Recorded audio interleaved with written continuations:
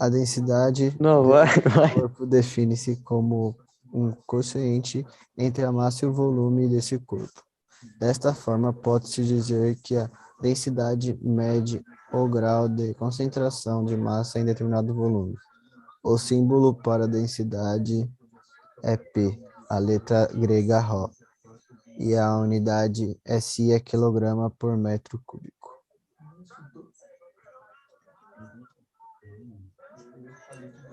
Tá. Agora, a mistura homogênea e heterogênea, qual a diferença?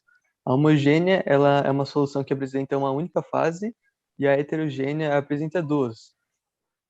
E um desses métodos de separação é a filtração, que ela é feita, pode ser por água e areia, aí você coloca um becker embaixo, coloca um papel filtro em cima, você joga os dois juntos, a areia fica no filtro e a água está embaixo.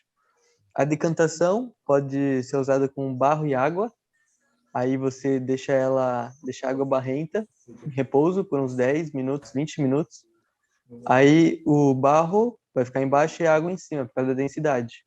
Aí depois vocês só separam ele.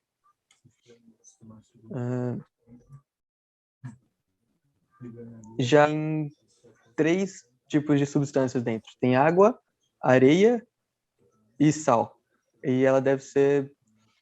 Você mistura tudo junto, aí depois você filtra ela, a areia fica no papel filtro, fica só água e sal, depois você vai e coloca numa panela e ferve, até a água atingir o ponto de ebulição e ela vai evapora e o sal fica no fundo da panela. Passar.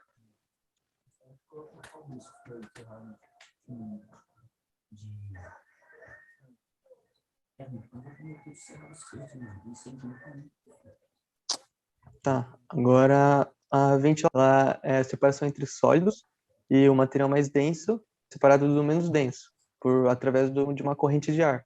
Por exemplo, uns grãos e palha. Aí, por causa do vento, a palha sai e os grãos ficam. E a separação magnética é a separação entre dois sólidos e ela pode ser feita por areia e pó de ferro. E pó de ferro, ele é tipo uma areia, mas ele é magnético. Então, se você usar um ímã, o pó de ferro vai e a areia fica. Muda aí, Valeta.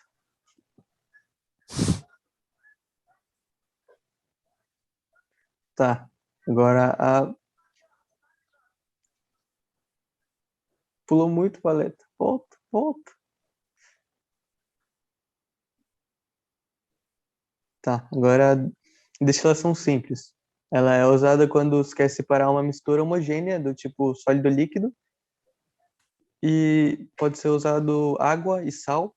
Aí nela tem tipo um compensador que quando a água evapora, o compensador pega esse gás e o sal ele não evapora, né? Ele fica lá no fundo.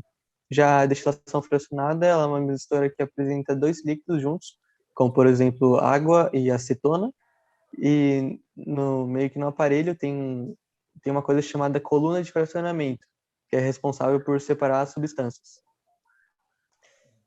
Ah, pode passar. Tá, agora a fusão fracionada. É a mistura sólida, ela é aquecida até que um dos componentes se funda, ou seja, se separem completamente. Pode ser o enxofre e a areia. A areia, ela é sólida, vai ficar no fundo, e o enxofre, ele vai ficar líquido, porque ele vai se fundir, vai se separar. Aí você só coloca o enxofre em outro lugar e a areia vai ficar no fundo do beco. Agora, a liquefação fracionada, ao contrário, você resfria ela até que a mistura dos gases atinja o seu ponto de ebulição passando para o estado líquido, por exemplo, nitrogênio e oxigênio, é um exemplo. E por último, a evaporação, que é o nosso sal de cozinha. Que, por exemplo, o sal de cozinha, que você pode pegar água do mar, aí você vai, só ferve até a água atingir o ponto de ebulição, a água evapora e o sal continua no fundo da panela. Acabou. Os estados físicos da matéria correspondem às formas pela qual a matéria pode se apresentar na natureza. Esses estados são definidos de acordo com a pressão, temperatura e, sobretudo, pelas forças que atuam nas moléculas. A matéria constituída de pequenas partículas corresponde a tudo aquilo que possui massa e que ocupa determinado lugar no espaço. podendo se apresentar em 3 estados: sólido, líquido e gasoso. No estado sólido, as moléculas que compõem a matéria permanecem fortemente unidas e possuem forma própria e volume constante, por exemplo, o tronco de uma árvore ou o gelo. No estado líquido, as moléculas já apresentam uma menor união e maior agitação, de forma que apresentam forma variável e volume constante, por exemplo, a água em determinado recipiente.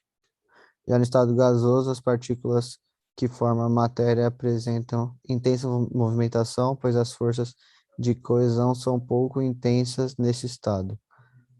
Nesse estado, a substância apresenta forma e volume variáveis.